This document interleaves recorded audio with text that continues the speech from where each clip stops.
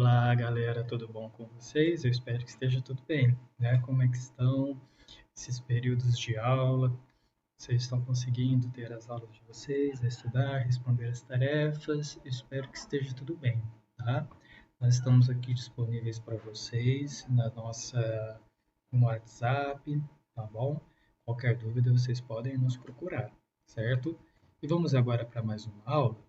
Vamos sim, nós vamos agora para a nossa quarta aula de ciências, exatamente. E nós vamos continuar o assunto que a professora Simone passou para nós a semana passada, que falava sobre a água. Só que hoje nós vamos estudar um pouquinho sobre o ciclo da água. Sim, nós vamos ver o que é este ciclo da água, tá? Então vamos lá. O ciclo da água, ele consiste em quê? O que é um ciclo? Um ciclo é como se fosse um círculo. Então, ele vai começar de um lado e vai ir por todo um processo e voltar naquele lado. Então, a água ela vai iniciar de uma forma e depois ela vai percorrer por todo um caminho até voltar naquela situação. Esse é o ciclo d'água. E neste ciclo que a água está fazendo, nós vamos observar várias coisas nele, tá? Várias formas que a água vai se apresentar para nós. Então, o ciclo de água vai consistir nisso, ok? Então, vamos lá. Inicialmente, nós vamos relembrar os estados físicos da água. Nós vimos que a água possui três estados: o estado líquido, que é o que a gente encontra na maioria das vezes em um ambiente que não é nem muito quente, nem muito gelado, que é o estado em que a água ela se apresenta em rios, em mares, vem na torneira. Esse é o estado líquido da água. Nós vemos também o estado gasoso da água, quando a água ela se evapora com a luz solar, né, é a evaporação, e ela se transforma em gás. E também quando nós esquentamos a água, e a partir de 100 graus, ela começa a se evaporar também. Este é o estado gasoso da água.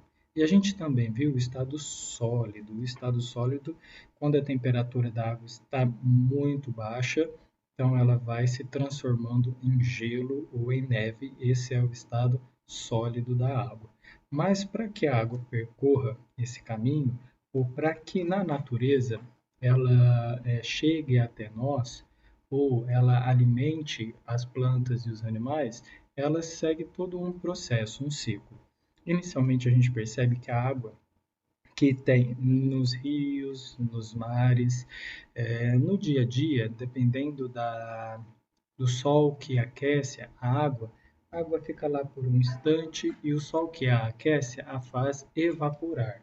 Então a água vai, pequenas gotículas da água que nós quase não enxergamos, vão subindo na atmosfera, vão se evaporando, vão subindo, vão subindo, vão subindo. Ao chegar lá em cima, elas vão encontrar um ambiente que não é tão quente como esse que nós estamos aqui. Lá em cima, o ambiente é um pouco mais frio. E quando ela chega lá no ambiente mais frio, ela começa a se condensar. Ela vai se juntando uma com a outra, vai se juntando e assim formam as nuvens. As nuvens.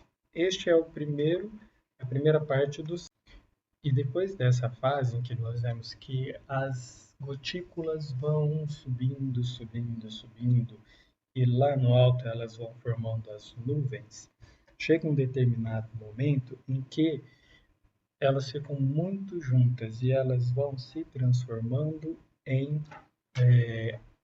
água. Então, as gotículas que eram vapor, que estão subindo, subindo, subindo, elas acabam lá se unindo e dependendo da situação, elas ficam tão próximas e tão carregadas que elas não aguentam mais ficarem juntas e elas voltam a cair. Só que quando elas caem de volta para a Terra, elas caem em formato líquido, que é assim que é feita a chuva.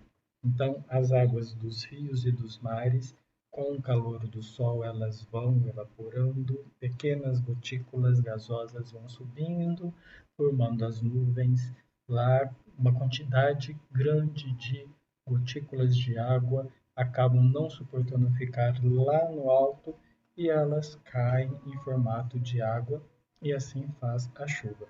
Essa chuva que cai penetra no solo. Se o solo ele é um solo é, permeável, o que seria isso? Como se o solo, a terra, ela fosse uma peneirinha. Cai a água da chuva na terra e essa água vai infiltrando, vai entrando pelos espaços que tem na terra, no chão. E o solo que tem essa possibilidade, essa água que cai e vai penetrando no solo, vai alimentando as plantas, vai deixando a terra úmida e vai entrando mais ainda no interior do solo. E ao entrar profundamente, algumas regiões têm alguns lagos subterrâneos, vamos dizer assim. São algumas alguns aquíferos, que nós chamamos. São bolsas d'água que ficam embaixo do solo e essa água ela é própria para nós bebermos. A região de Ribeirão Preto tem o famoso aquífero Guarani. E é nesse aquífero Guarani que nós retiramos a água para nós bebermos. E o resultado dessa água, uma parte deles é justamente da água da chuva que vem e desce para o solo. Tá? Outra maneira é quando a gente tem um solo que não é permeável, ou seja, é bem difícil, ele não permite que a água penetre nele, que são as ruas, o asfalto, o cimento, ele vai percorrendo até as redes de esgotos que vão indo até os rios. Em muitos lugares, principalmente na cidade, quando há uma grande quantidade de chuva, há o quê? As enchentes, os rios crescem e vão inundando os lugares. Né? Essa é uma das fases do ciclo da água. E o que acontece depois disso? Depois que a água volta, ela vai em direção a esses aquíferos que depois podem se transformar em lagos ou em rios, e esses rios vão para os mares, e depois disso começa tudo de novo. O sol vem, aquece, elas se evaporam, formam nuvens, as nuvens ficam carregadas de gotículas, caem, penetram o solo, por isso que é chamado de ciclo, que vai sempre acontecendo dessa maneira. Este é o ciclo d'água.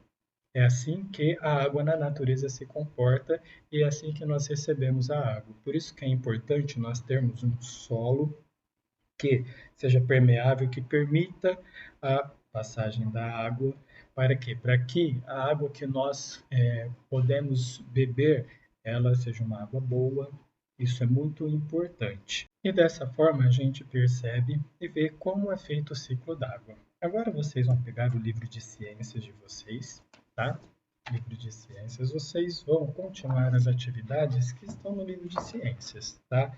Nós vamos abrir o livro na página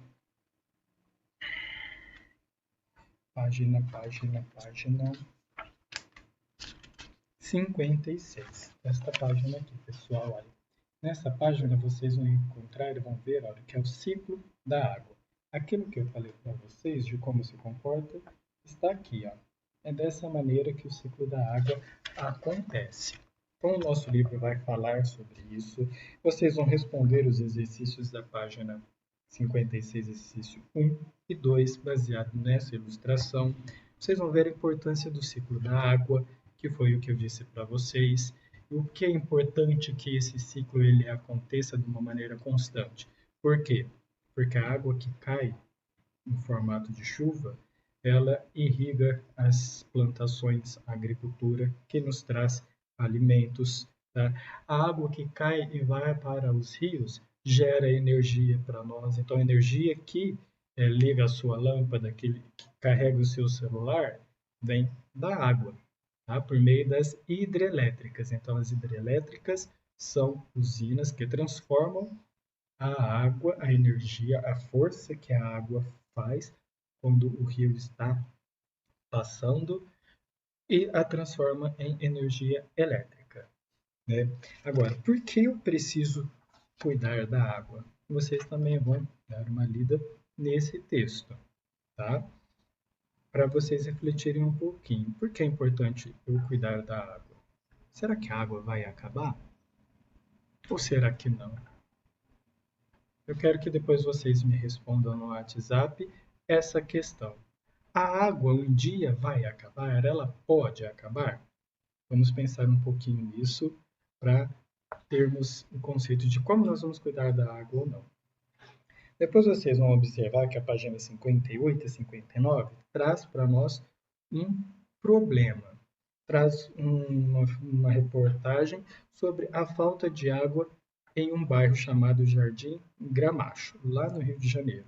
Então vocês vão ver como é a situação deste bairro, vão ler esse texto e vão escrever, responder os exercícios da página 59, do 1 ao 6. Esses exercícios aqui. Então vocês vão ler esse texto e responder esses exercícios, ok? Após isso, nós vamos colocar a mão na massa, fazer uma experiência. Página 60 e 61 traz para nós uma experiência de como essas mudanças de estado físico da água acontecem e vão mostrar para nós também como a água é poderosa, tá? A água do nosso dia a dia, ela tem um poder muito grande, porque ela é considerada um solvente universal, tá? Não a maioria das coisas, mas quando nós colocamos algumas substâncias na água, a gente pode perceber que a água, ela, como mágica, faz desaparecer essas substâncias. Tá? Então, nós chamamos isso de a dissolução. Eu vou dissolver na água algumas substâncias, como, por exemplo, o açúcar, o sal. Tá? E essa experiência da página 60 e 61 vai mostrar para nós se a água é capaz de dissolver muitas substâncias diferentes. Então, você vai pegar um copo com água, um copo, outro copo com água, um outro copo com água e um outro copo com água. 4 copos. Em um você vai pôr água e óleo, em outro você vai pôr água e pedrinha, em um outro você vai pôr água com açúcar e no outro você vai pôr água com um pouquinho de corante ou um pouquinho de licor de groselha ou um suco que você tiver, que é a polpa do suco. E você vai observar nesses 4 copos o comportamento dessas substâncias na água. E vão responder e tirar suas conclusões aqui nestes exercícios. Na próxima aula, no próximo vídeo, nós vamos mostrar essa experiência e vamos explicar o porquê cada coisa acontece dessa maneira, ok? Então, isso que vocês vão fazer. A descrição das atividades nós vamos colocar lá no WhatsApp para vocês já observarem, certo?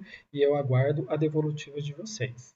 Espero que vocês tenham gostado, anotem as suas dúvidas, assistam novamente a este vídeo, aos links que eu vou colocar na descrição deste vídeo, que é o complemento deste conteúdo, que vai mostrar esse ciclo da água, como acontece, tá? E anotem tudo que vocês conseguirem. Até mais para vocês. Boa aula. Tchau.